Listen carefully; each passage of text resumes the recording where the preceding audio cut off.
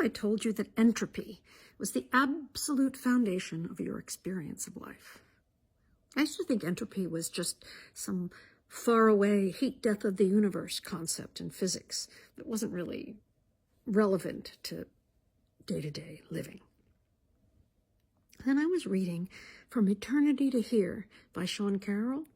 He talked about how time is the only process in the universe that can't be reversed. The reason for that in this universe of three-dimensional matter is entropy. It's why when you break an egg, you might make an omelet out of it, but you can't ever go back to the highly organized whole that was Humpty Dumpty.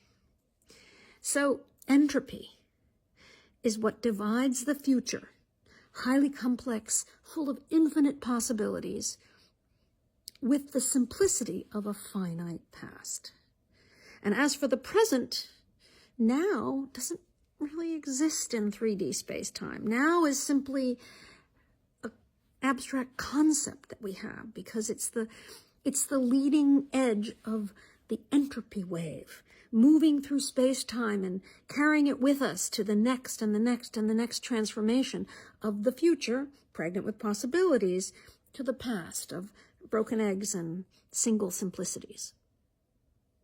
Maybe that's why artists, when we're in a state of flow, we feel that we're living in an expanded now, because when you're creating, you are riding the wave of entropy. You're not thinking about the past. You're not imagining the future. You're making something. And like entropy, you take the possibility of your paints and the paper or the pen and the page, and you sort of move through what it could be into what it becomes.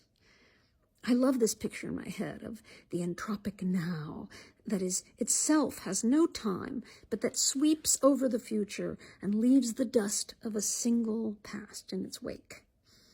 I don't know if that's the essence of the Schrodinger's cat experiment, but since I'm a speculative fiction writer, not a physicist, I don't have to get it right.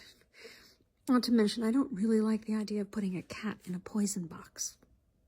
But as a writer of speculative fiction, I really like the idea of imagining stories about prophets or fortune tellers who can see a real future that is destroyed when the entropic front passes through the envisioned time frame. Forget images of the Grim Reaper. This is a massacre of prophecy by entropy. Show me the avatar of entropy, and I'll show you a real destroyer of worlds.